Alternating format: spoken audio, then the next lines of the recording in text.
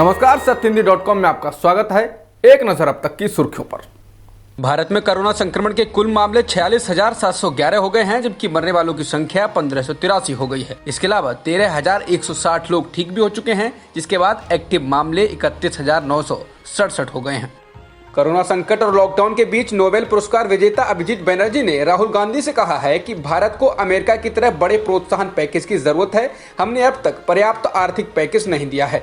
उन्होंने कहा कि अमेरिका ने अपनी जीडीपी का 10% पैकेज दिया है, लेकिन हम अभी तक करीब 1% पर ही हैं। बनर्जी ने कहा कि देश में मांग को फिर से जीवित करना जरूरी है। साथ ही निचले तबके के 60% लोगों को ज्यादा देने से कुछ बुरा नहीं हो जाएगा। बकौल बनर्जी, देश में हर किसी को अस्थायी राशन कार्ड दिया जाना चाहिए और इनका इस्तेमाल उन्हें रुपए, गेहूं और चावल देने के लिए किया जाना चाहिए। भारत सरकार कोरोना वायरस लॉकडाउन के कारण विदेशों में फंसे 14,800 भारतीय नागरिकों को स्वदेश लाने के लिए 7 से 13 मई तक 64 उड़ानें संचालित करने वाली है। नागरिक उड्डयन मंत्री हरदीप सिंह पुरी ने कहा कि हालांकि इन सभी से यात्रा के पैसे लिए जाएंगे।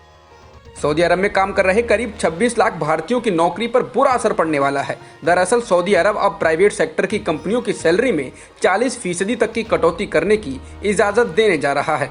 नए नियमों के तहत कंपनी कर्मचारी के वेतन में अगले 6 महीने तक कटौती कर सकती है। भारतीय तिब्बत सीमा पुलिस यानी कि आईटीबीपी के 45 जवान कोरोना पॉजिटिव पाए गए हैं। इन दिनों ये सभी जवान दिल्ली पुलिस के जवानों के साथ तैनात थे।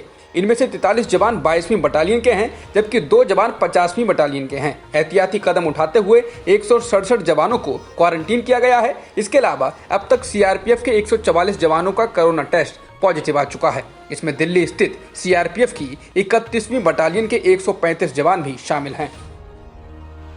नोएडा और ग्रेटर नोएडा में आरोग्य सेतु ऐप को डाउनलोड करना अनिवार्य कर दिया गया है। अगर कोई ऐसा नहीं करता है तो ये दंडनीय अपराध माना जाएगा। सरकारी आदेश की अवज्ञा करने पर किसी व्यक्ति को 6 माह तक जेल हो सकती है या फिर 1,000 रुपए जुर्माना लगाया जा सकता है। हालांकि डीसीपी ने यह भी कहा है, यदि लोग तुरंत ही उस ऐप को डाउनलोड कर लेते हैं तो भी छोड़ दिया जाएगा। छत्तीसगढ़ सरकार ने शराब की होम डिलीवरी करने का निर्णय लिया है। ऐसा सोशल डिस्टेंसिंग और कोविड-19 के फैलाव को रोकने के उद्देश्य से किया गया है। एक शख्स 5 लीटर तक शराब घर मंगवा सकता है। दिल्ली सरकार ने पेट्रोल की कीमतों में 1.67 रुपए का इजाफा कर दिया है, जबकि डीजल को 7.10 रुपए महंगा कर दिया है। बता दें, दिल्ली सरकार ने पेट्रोल पर लगाए जाने वाले टैक्स को 27% से बढ़ाकर 30% कर दिया है।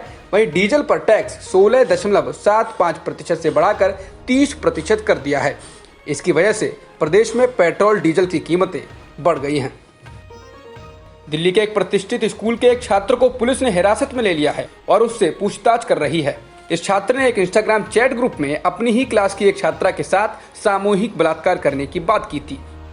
कोरोना संकट के बीच तेलंगाना सरकार ने 1 से 10वीं कक्षा के छात्रों को अगली कक्षाओं में प्रोन्नत करने का फैसला किया है। राज्य सरकार ने स्कूली शिक्षा आयुक्त को आदेश जारी कर छात्रों को अगली कक्षा में प्रोत्साहित करने को कह दिया है।